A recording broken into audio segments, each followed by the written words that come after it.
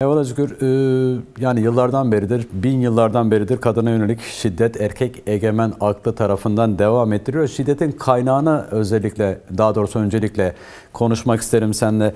Çünkü baktığımız zaman Irak'ta yeni yasama dönemine ilişkin işte statü yasasıyla kadın kazanımlarının geri alınması, İstanbul Sözleşmesi'nden hem Türkiye'nin hem Letonya'nın imzalarını geri çekmesi, yanı sıra yine Türkiye'de camilerde okutulan hutbelere baktığımız zaman aynı şekilde şiddetin özendirildiğini görüyoruz. Yine Afganistan'da evlerin kadının gösterilmeyecek halde evlerin dizayn edilmesi, yapılması, mimarisinin bu şekilde yapılması yine kadına yönelik bakış açısını ortaya koyuyor. Bu anlamda şiddeti, kadına yönelik şiddeti örgütleyen devlet diyebilir miyiz? Devlet aklı diyebilir miyiz? Evet, bu yerinde bir tanım ama yani bunun geçmişine de bakmamız gerekiyor. Çünkü evet, köken olarak bu katil, öldürme, kadını yok etme, kadını bu şekilde düşmanlaştırma nereden başladı diye mutlaka her bir kadının ve erkeğin mutlaka bir kere üzerinde oturup düşünmesi gerekiyor. Yani örnekleriniz çok etkileyici örnekler ve bunları çoğaltabiliriz. Fakat evet, sorunun kökenini çözmek her şeyden daha önemli. Bu noktada Rehber Abdullah Öcalan'ın son kastik katil tanımlaması çok etkileyici evet, bir tanımlama. Ve bu son yapılan araştırmalarla da bağlı geliştirilmiş bir tanımlama olduğunu düşünüyorum. Yani arkeolojik araştırmaların son sonuçları Göbekli Tepe, Karahantepe, burada edilen evet, bulgularla beraber aslında bu tam bir form kazanıyor. Şimdi kökenine baktığımızda aslında kadın ve erkek komünel toplumla erkek egemen toplumun ilk çatışmasının başladığı yere baktığımızda, yani bunun nasıl geliştiği, bunun nasıl başladığı, oradaki yani iktidar savaşını gördüğümüzde gerçekten bu nasıl yaratılıyor? Yani erkek bu eril olma durumuna geçiş, gücü eline alma, erkeği eline alma, yönetme, bu konuda kendini egemen haline getirme ve burada fiziksel gücünü kullanma yol ve yöntemleri gerçekten hala araştırılmaya değer.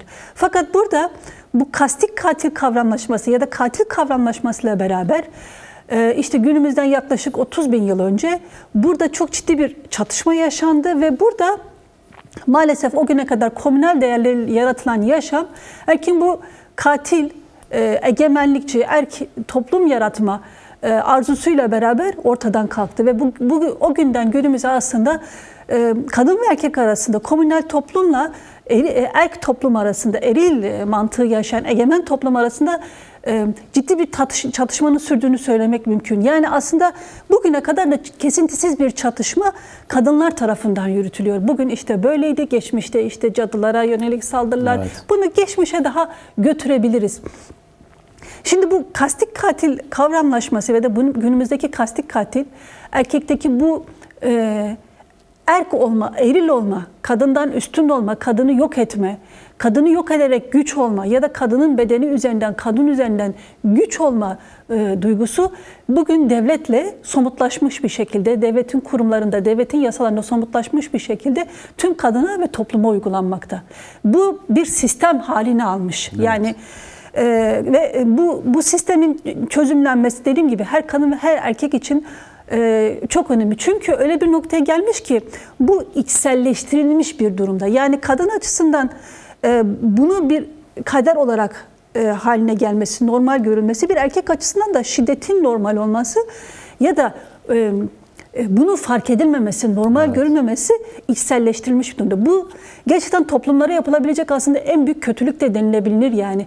Şimdi biz bugün baktığımızda şiddetin pek çok türü var senin de belirttiğin gibi. Yani fiziksel şiddet var, cinsel şiddet var. Evet. Günümüzün son tabiriyle dijital şiddet var. Evet. Yani şimdi kadınlar aslında yaşamın her alanında şiddetin birçok türüyle karşı karşıya.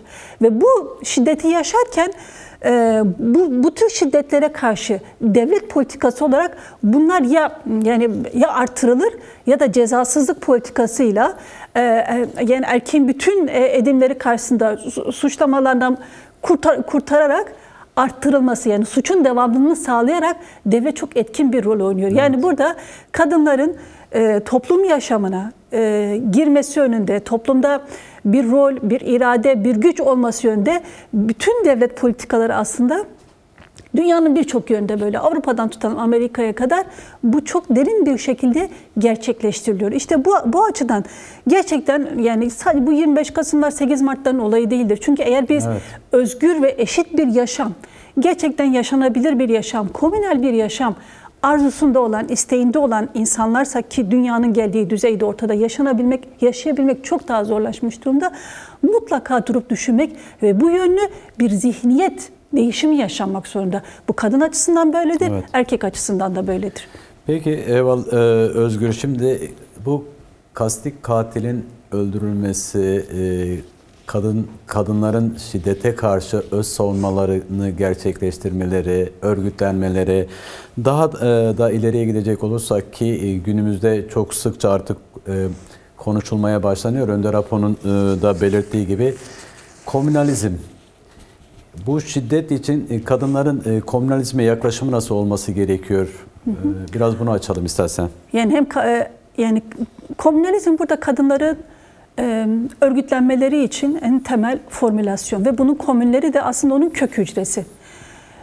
Yani birçok komün kurulabilir. Çünkü şu bir gerçek ki kadının en temel öz savunması örgütlenmesidir. Evet. Yani bir kadını, yani bir katilin bir kadına en rahat yaklaşım şeyi o kadının yalnız, çaresiz ya da güçsüz olması değil mi? Yani böyle bir şeye gidecek olursak. Ama eğer o kadın bir örgütü, bir kurumu, onu destekleyen başka kadınları, onunla dayanışma içerisinde olan başka güçler varsa kesinlikle erkek burada yaklaşım değişir. Yani bu bir gerçek. Evet. Aynı şekilde kadın içinde olduğu komün örgütlenmesiyle ya da diğer örgütlü mekanizmaları sayesinde, meclisleri sayesinde, kooperatifleri sayesinde, fakat diğer kadınlarla yarattığı dayanışma hem düşünsel hem maddi dayanışmaları sayesinde güç haline gelir. Bu çok önemli bir nokta. Yani yalnız kalan kadın, komünsüz kalan kadın ne olursa olsun güçsüz kadındır. Bir komünü olmayan, bir örgütlenmesi olmayan kadın bir erkek açısından en kolay hedef olan kadındır. Bu açıdan da en önemli şey, en başta yapılması gereken şey kadının komün örgütlenmelerini güçlendirmesidir. Öz savunma komünleri olabilir, ekonomik durumunu geliştirme komünleri olabilir, sağlık durumunu geliştirme komünleri olabilir, bilinçlendirme komünleri olabilir. Evet. Mesela örneğin geçen gün çok ilginç, yani çok değer verdiğim bir şey oldu. Kadınlar şiddet komünleri kurmuşlardı ve kadınlar mesela kahveleri gezerek, erkeklerin olduğu toplu ortamları gezerek onlara şiddet türlerini anlatıyordu. Evet. Mesela bu çok güzel. Yani kadınlar bir bilinçlendirme komünü yapmışlar. Erkeği bilinçlendirme komünü. Bu bir ihtiyaçtır. Mesela bir ihtiyaç üzerinden bir araya gelmişler ve bunu yapıyorlar. Artık ondan sonra o komünü dağıtır, başka bir komün oluşturur. Fakat orada yapılan şey çok önemli.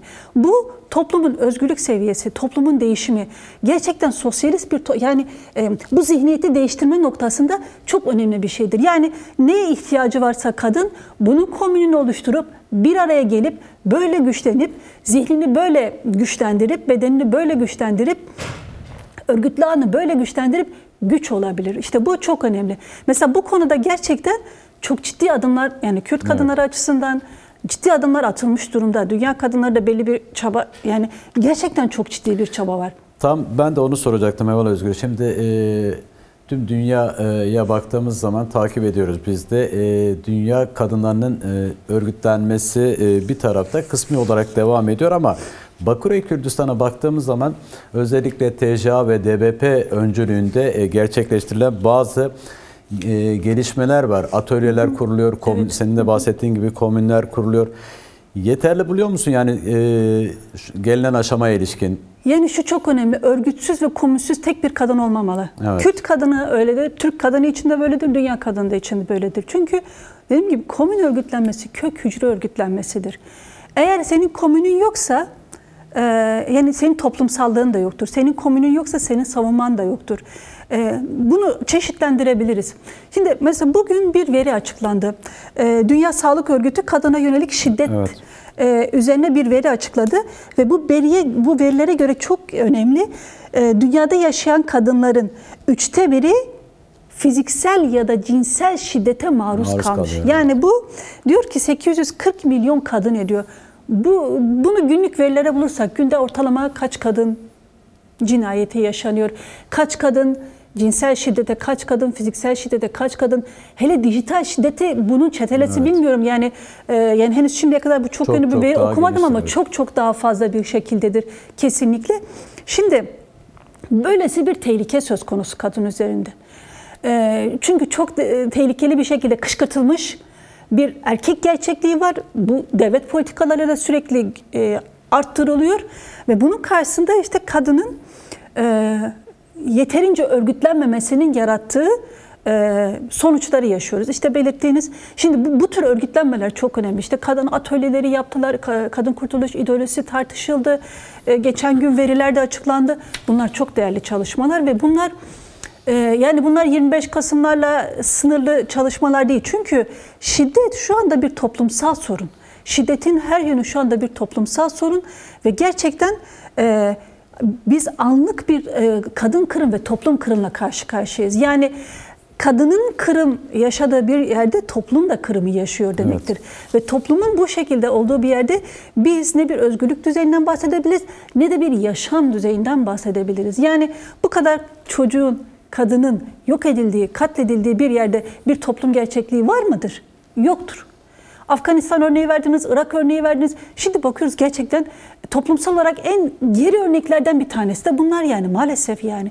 En bariz örneği Afganistan. En son getirdikleri şey yani Afganistan'da gün gün kadına karşı korkunç bir şiddet uygulanıyor ve bizim anladığımız bu bir model olarak aslında geliştirilmeye çalışılıyor. Yani Afganlar yani oradaki Taliban örgütlenmesi, Taliban'ın ne olduğunu ve ne kadar eril, ne kadar geri, ne kadar dinci bir örgütlenme olduğu, ne kadar militar... okula gitmelerine engel olmaya başladı. Evet, yani ilk yaptıkları şey kadınları devlet kurumlarından çıkartmak oldu, kadınların başörtüsüyle uğraşmak oldu, kız çocuklarıyla uğraşmak oldu, kadınların sokağa çıkmasını engellemek oldu vesaire vesaire. Şimdi de penceresiz evlere mahkum ediyorlar. Evet. Yani yeni yaşama diyor ya da sadece sen bir çocuk doğurma makinesine dönüş, hatta onu yaparken ya da işte bir cinsel metaya dönüştürme ve aslında bir yerden sonra yani onun her şekilde kimlik olarak, insan olarak yok edilmesi hedefleniyor ki bu da kendi başına bir felakettir.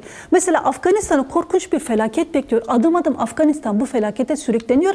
Bu tür bir toplum elde ediyor. Böyle bir İslami toplum Afganistan model olarak uygulanıyor maalesef. Yani şey deniyorlar, bazen insan şey yapıyor. Bir kadın en fazla neye dayanır onu mu denemeye çalışıyorlar diye insan düşünmeden edemiyor. Yani orada Afganistan toplumu bilinçsiz bir toplum değildir. Afgan kadınları, oradaki kadınlar bilinçsiz kadınlar değiller. Bu hele şiddet arttıkça doğal olarak yani sonuçta baskı gören her insan ona karşı bir tepki verir. Gül'ün bile buna karşı bir doğal tepkisi olduğunu düşünürsek kadın insanın da buna karşı bir tepkisi var ve bu gün geçtikçe aslında kabaran bir öfkedir. Şimdi böyle gittikçe Afgan toplumunun sürüklendiğini görüyoruz. Fakat bu yaparken sanki böyle çok yani herkes bunu gözlemliyor ya, buna kadın nasıl yapacak, toplum nasıl yapacak, erkek nasıl yapılacak? Ama bakıyorsunuz arka tarafta korkunç bir Afgan toplumu çürümesi var. Evet. Erkeğin eğilimleri bazen sosyal medyalara düşüyor, insan bakmak istemiyor. Korkunç bir çürüme. Çünkü toplumda siz yani kadını sildiniz, attınız, o zaman nasıl bir yaşam olacak? Ahlaki olarak çöküyor. Yani insanlar mesela Afganistan'ın bariz bir örnek. Mesela işte şu da çok önemli. Mesela Federe Kürdistan bölgesinde, Irak'ta, Güney Kürdistan'da kadının her yıl 25 Kasım verileri toplanır ya, orada mesela bu veriler toplanmaz. Bilgi karartması yapılır. Örnek mesela bu çok tehlikeli.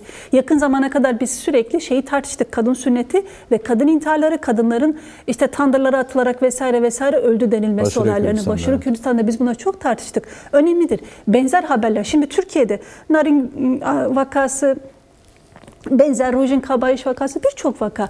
Türkiye'deki durum özellikle İstanbul Sözleşmesi'nin kaldırılmasıyla beraber çok üst düzeyde artan bir şiddet var. Ve şimdi mesela bu sadece Türkiye'de değil. İşte siz örneğini verdiniz. Letonya bunu yapmaya çalıştı. Evet. İlginç yani, şimdi bundan sonra diğer Avrupa ülkelerinin de aslında mesela deneme yapılıyor. Yani bir kadın ne kadar baskılanır, bir kadın ne kadar yok edilir denemeleri yapılıyor. Bu açıdan çok önemlidir. Kadınların bir araya gelmeleri, kadınların zihinsel, düşünsel kendi eğitimlerini yapmaları, komün örgütlenmeleri yapmaları. bir şey daha eklemek Buyurun. istiyorum. Mesela burada şey de çok önemli.